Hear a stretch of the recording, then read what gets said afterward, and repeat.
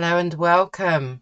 It's Michelle and I'm continuing my journey working through the colour choices by Stephen Quiller, and the chapter that I'm now on is the analogous colour scheme. Analogous colours are close to each other on the colour wheel. So the example here is violet, red-violet and red, and then you've got other examples that he goes through, and the exercise is to pick three analogous colours, three colours close to each other on the colour wheel, and decide which one will be the dominant, the intermediate and the subordinate. And then we also need the complementary to mute down and neutralize the other colors. So let's move that book out of the way for a minute. Let's bring this into shot a bit more, and I'm going to need some water, and I'm going to need a paintbrush. Let's go with my size 12 Escoda Perla. These are synthetic.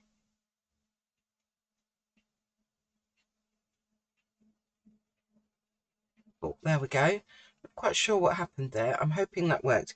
Right, so I'm going with my Escoda Perla size 12 synthetic brush round, and the colours that I tried to imitate on Stephen Quiller's workable palette, as he called it, I placed them on a colour wheel following his colour wheel.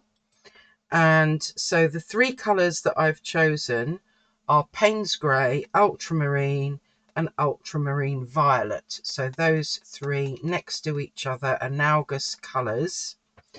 I've decided that the most dominant colour will be the Ultramarine Blue. The intermediate colour will be grey, Payne's Grey, and the subordinate colour will be the Ultramarine Violet. And then to neutralise, I'm going to use the cadmium yellow, which is kind of opposite the Payne's Grey on the wheel. So I'm not sure if I've done that right, but we will see as I play, and we'll see how it turns out. So first of all, let's get my colours on my palette. So I need some ultramarine violet, and I would have to say, if you know, this is, I think, the fourth video in this particular series of me using this book, I would have to say you're probably better off having full pans rather than half pans like I've done. Then we want the ultramarine, which is here.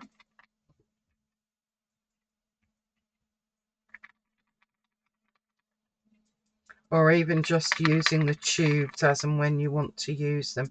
I think that will probably be better because you're kind of doing a lot of mixing. Payne's Grey up here. And this is Payne's Grey bluish, so you can see it's almost more like almost like an indigo, really. So there's my three colours, analogous colours. I'm not going to put, oh yes I will, I'll put a little bit of the cadmium yellow on the palette. So that is my complementary opposite on the colour wheel colour, basically,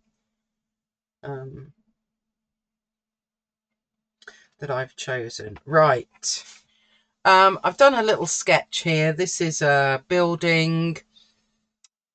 It's in the grounds of Norwich Cathedral, and the exercise said to pick, you know, a building or some mountains. So I've picked a building, and I think initially I'm going to use some of my Payne's Grey,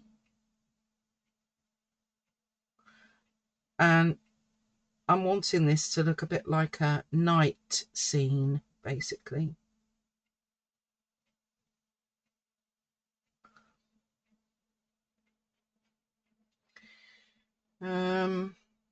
Okay, let's do the other one.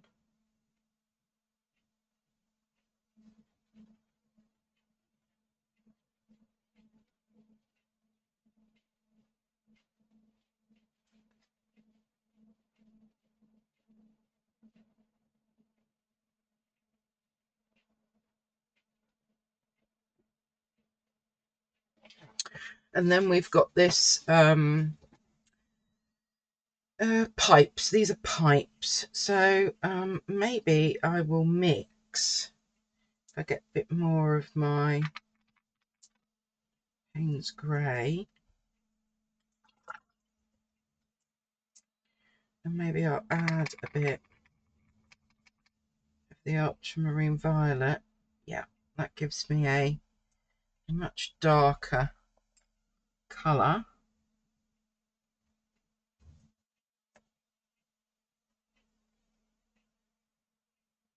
Get this bit of pipe work in. Okay, while I'm waiting for that to dry so that I don't smudge everything, I'm going to go down to this brick wall here, and I think I'm going to mix. So you can see I'm mostly using my intermediate. The dominant colour will be the pop, and the ultramarine violet, maybe little hints here and there.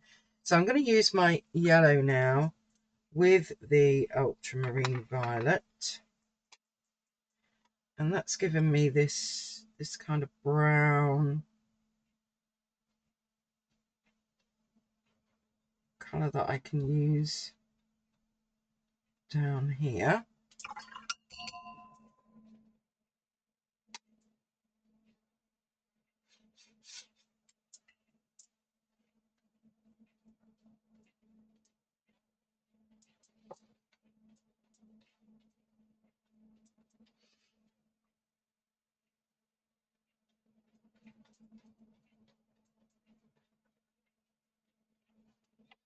So that we've got that little brick wall going on, and I think I could do with that being a bit,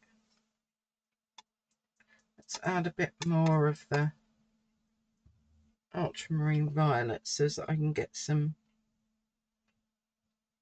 just some darker browns in to kind of ring the changes with the stonework.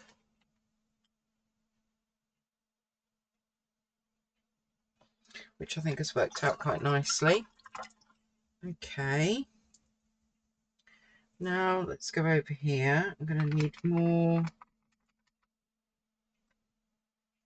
ultramarine violet,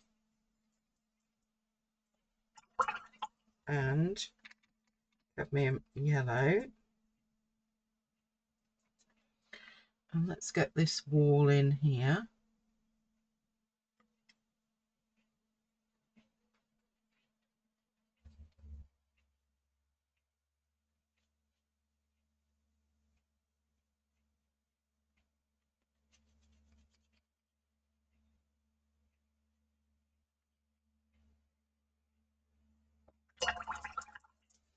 And I'm going to add a little bit of the ultramarine violet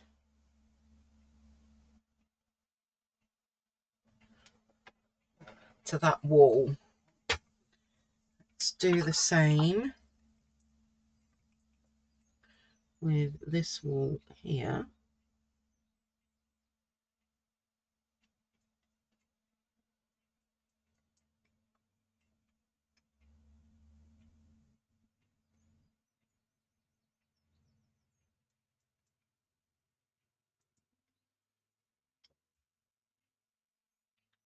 And just get this, the walls of the building in.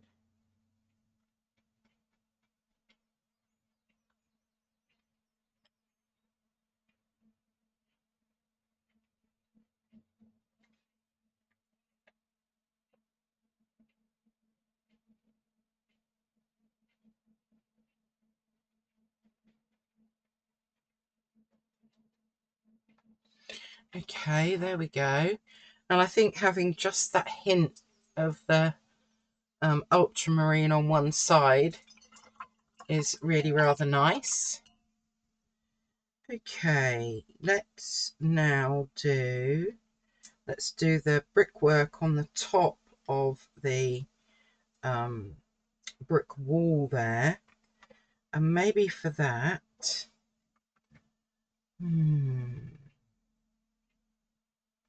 what shall we use for that? Well, maybe we'll go with our Payne's Grey.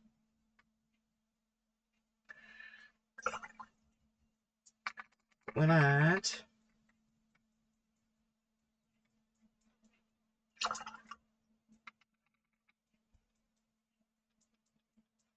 let's try and get this mixture right.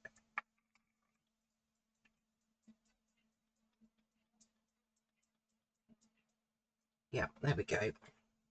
So I just want to add, this is probably going to run a bit because I'm not drying it in between again, but it's fine.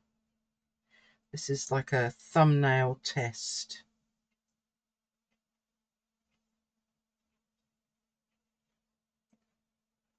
So there we've got the top of that brick wall, and I think I'm going to do this bit the same.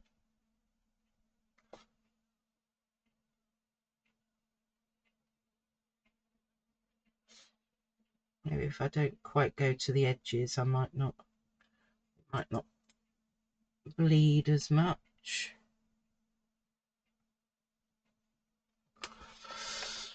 Okay, and it is looking a bit kind of dusk time, isn't it?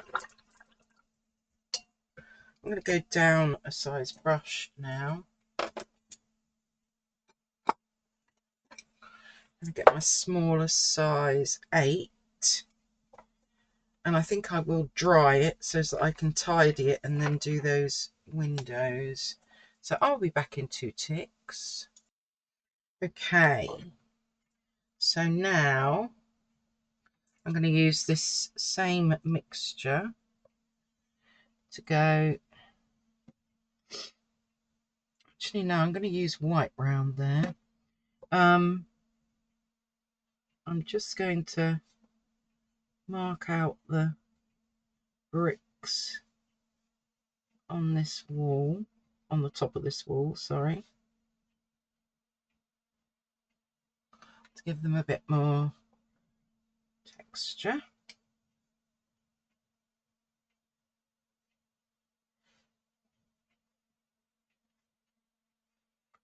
Maybe just add a little bit of shading.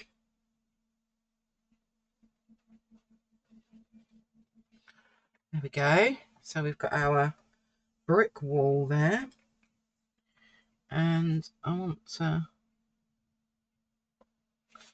that line back in and make that side darker.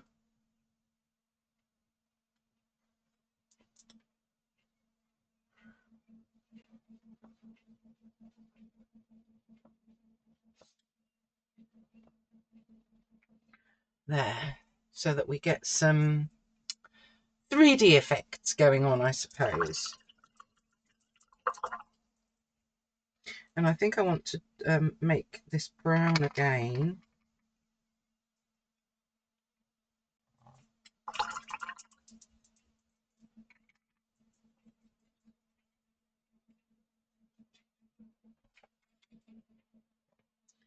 and just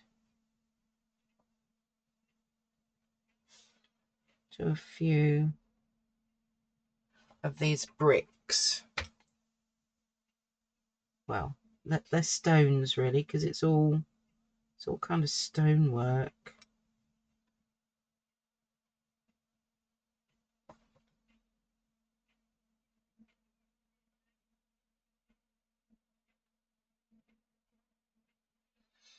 Just to make a few stand out a bit more.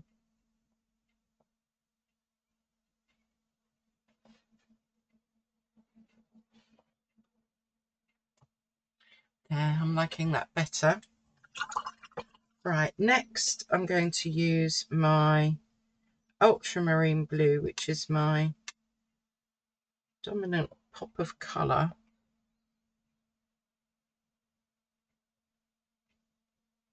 On my windows.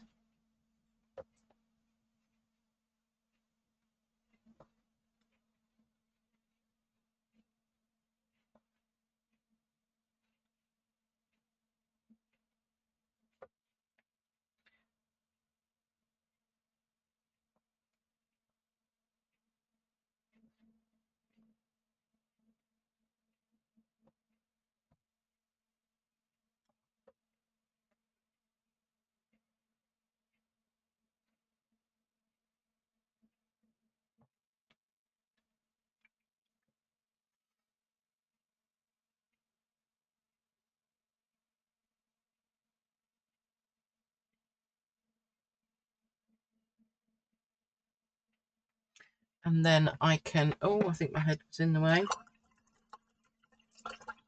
And then I'm going to get my bleed proof white, as white and black seem to be allowed in this book. So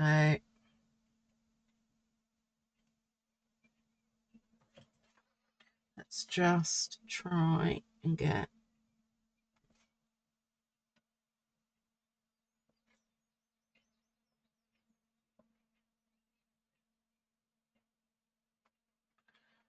okay.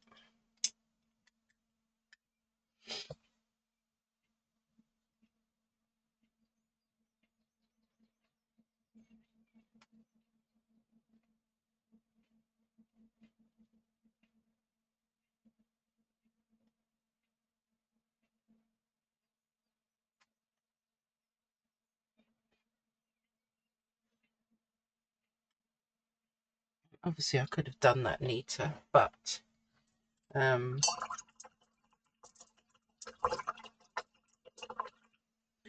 we go. That's giving it a little bit of a pop. And I think then I'm going to take my ultramarine blue, my bigger brush again.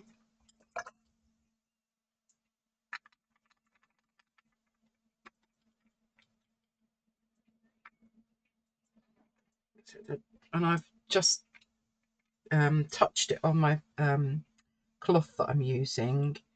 And which way should we have it going? Maybe we'll just have some shadows underneath the roof here and underneath these windows. And then I think that that really helps. And with a fairly dry brush again, I'm just going to put a bit more of a shadow underneath that top of that the brickwork on the top of the wall. Well, there we go. It's completely new way of working for me.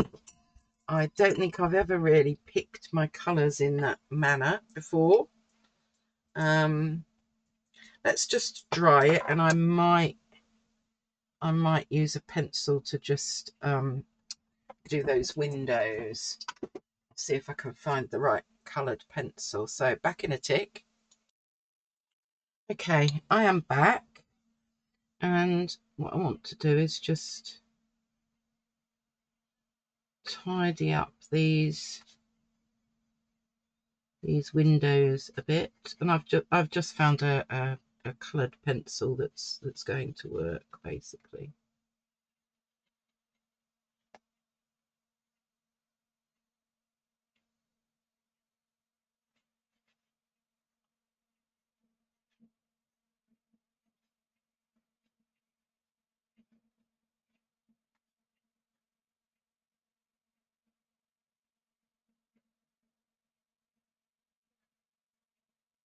Just to tidy some of these. I wasn't very neat with my bleed proof white, I don't think, but there we go. Just a couple of little touches. Right, to finish this off, I'm going to put my, there's Payne's Grey Intermediate, there's Payne's Grey. Although, to be honest, it is a bit more like an indigo, if truth be known. We've got Ultramarine. We have got Ultramarine Violet. And then our neutralising colour, Cadmium Yellow. Well, would I have ever thought of using those colours? No. And do I think it's worked? Yes. I think this is giving me the feel of dusk, and yeah, I think it's got some atmosphere to it. I don't know. What do you all think? Do you think it's come out well or not? I'll leave it with you. So I will be doing more as I plough through the book. Not sure what's next, but I'm sure it will be interesting.